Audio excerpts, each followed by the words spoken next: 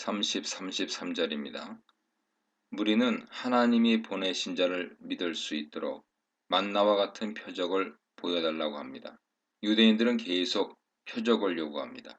예수께서 모세와 같은 선지자라면 모세가 광야에서 자기 조상들에게 만나를 준 것처럼 그러한 표적을 보여달라는 것입니다. 무리는 기록된 바라는 표현을 통해서 구약 성경을 인용하여 예수님께 표적을 요구합니다. 그들이 정확하게 어떤 본문을 염두에 두었는지 확실하지 않습니다. 가능성 있는 본문은 출애굽기 16장 4절 15절, 시편 78편 24절 105편 40절, 느헤미야 9장 25절 등이 있습니다. 무리는 구약 성경을 근거로 자신의 정체성을 증명할 표적을 예수님께 요구합니다. 그들의 영적인 무지가 여기에 있습니다. 표적을 보고도 표적으로 알지 못했습니다. 표적을 보고 배부를 생각만 했습니다. 그래서 예수님께 지금 표적을 요구하고 있는 것입니다. 이러한 영적 무지는 요한복음에서 계속 등장합니다. 일찍이 밤에 예수님을 만나기 위해 왔던 니고데모는 거듭남의 의미를 알지 못했습니다. 그래서 어머니 모태에 다시 들어가야 하냐고 예수님께 반문했습니다. 영원히 목마르지 않는 생수의 복음을 들었던 사마리아 여인은 계속 엉뚱한 질문을 했습니다. 다시는 우물물을 깃지 않게 해달라고 예수님께 요청했습니다. 영적 무지는 믿음과 반대되는 말입니다. 오병이어 기적을 경험한 무리도 예수님을 믿지 못하고 계속 엉뚱한 소리를 합니다. 심지어 구약 성경을 인용하며 예수님께 표적을 요구합니다. 이를 통해 구약 성경이 항상 바른 의도로 사용된 것이 아니라는 것을 알 수 있습니다. 마치 광야에서 예수님을 시험한 사탄도 구약을 인용하듯이 성경을 자기 인의대로 오용할 수 있습니다. 예수님은 무리의 어리석은 질문을 들으시고 단호하게 두 가지를 교정하십니다. 첫째, 광야에서 이스라엘에게 만나를 주신 것은 모세가 아니고 하나님이시라는 사실입니다. 출애굽기 6장 4절에는 하나님께서 직접 만나를 주신다는 말씀이 있습니다.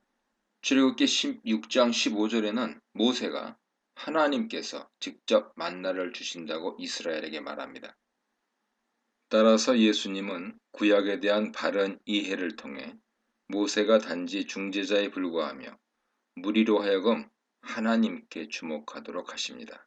그리고 뒤에 가서 자신은 바로 그러한 하나님의 뜻을 추구하는 분이라 밝히십니다. 아버지는 아들을 위하시고 아들은 아버지의 뜻을 구한다는 것을 보여주시죠. 둘째로 예수님이 교정하신 것은 이제는 구약시대에 보여주었던 그러한 만나가 아니라는 것입니다. 이제는 육신의 배를 불리는 그런 만나와는 질적으로 전혀 다른 하나님 양식이 온다고 하십니다. 하나님께서 참 생명의 양식을 주신다는 것이죠. 하나님 양식은 세상에 생명을 주시는 것입니다. 새로운 시대에 맞는 새로운 양식은 세 가지 특징을 가지고 있습니다. 첫째, 육적인 양식이 아니라 영적인 양식입니다. 만나가 아니라 예수 그리스도께서 양식이 되십니다. 둘째, 몸을 배부르게 하는 것이 아니라 영혼을 살리는 것입니다. 따라서 영생을 위한 양식이 되는 것이죠. 셋째, 이스라엘에게만 주시는 것이 아니라 세상을 위한 것입니다. 생명의 양식의 대상이 세상으로 넓혀집니다. 하나님 양식은 이러한 세 가지 특징을 가지고 있죠. 하나님께서는 이러한 양식을 세상에 주시기 위해 아들을 보내신 것입니다. 34, 37절입니다. 예수님은 자신을 하늘에서 내려온 생명의 떡이라 말씀하십니다. 생명의 떡이 상징적인 표현이라는 것이 드러나죠. 예수님은 생명의 떡을 먹는다고 하지 않고 생명의 떡인 자신에게 오는 자라고 말씀하십니다. 생명의 떡인 자신을 믿는 자라 말씀하십니다. 물론 뒤에 가서는 이를 생명의 떡을 먹는다고 상징적으로 말씀하시죠. 그럼에도 불구하고 본문에서는 결국 생명의 떡을 먹는 것이 그를 믿는 것이다 라는 설명을 분명히 하십니다. 생명의 떡이신 예수님을 믿을 때 믿는 자는 결코 줄이거나 목마르지 않게 됩니다. 하나님 나라에는 배고픔, 목마름이 없습니다. 이런 하나님 나라 모습은 구약에 이미 예언되었죠. 그리고 종말에 성취될 하나님 나라의 모습입니다. 바로 이러한 하나님 나라 복음을 예수님은 그의 공생의 기간에 전하셨고요. 오병이어 기적을 통해 하나님 나라 실제를 맛보게 하셨습니다. 하나님께 오는 자는 배고픔, 목마름이 없습니다. 왜냐하면 예수님 안에서 성령으로 말미암아 하나님 나라를 누리기 때문이지요. 하나님 나라의 실제가 예수님 안에서 성령으로 말미암아 현재 시작됩니다. 아버지께서 내게 주시는 자와 내게 오는 자는 같은 사람들입니다. 아버지께서 허락하시는 자만이 예수님께 나올 수 있습니다. 예수님이 허락하지 않으시면 믿음이란 불가능합니다. 주다라는 단어는 하나님 주권을 나타내는 표현이죠.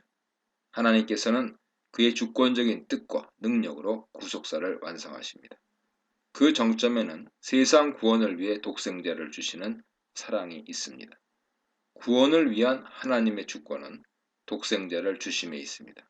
또한 그분의 주권은 구원받을 자를 아들에게 주시는 데서 나타납니다.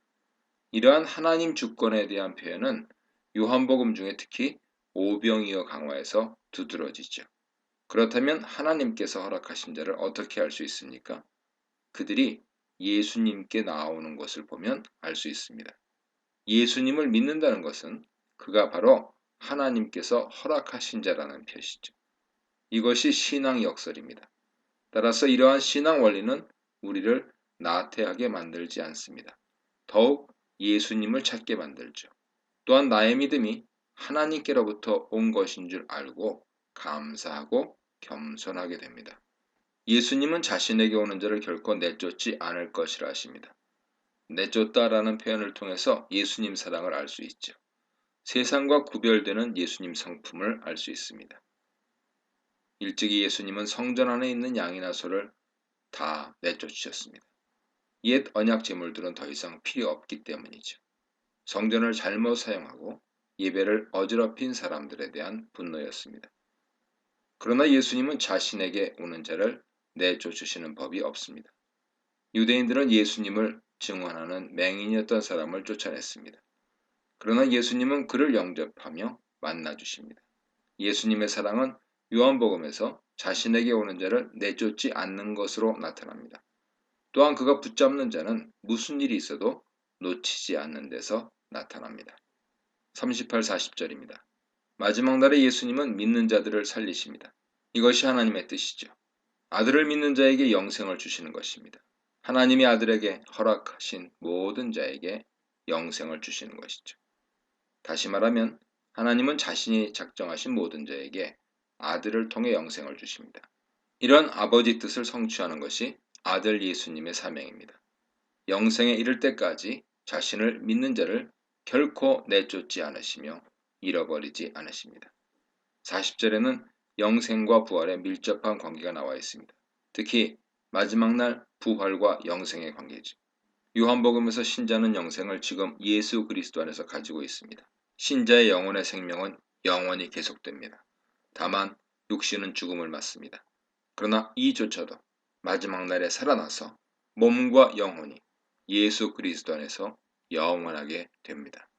이 문단에서는 더 강한 표적을 부르는 표적 믿음, 영생하는 떡이신 예수님, 아들을 보내신 하나님의 뜻에 대해 묵상해 보시기 바랍니다.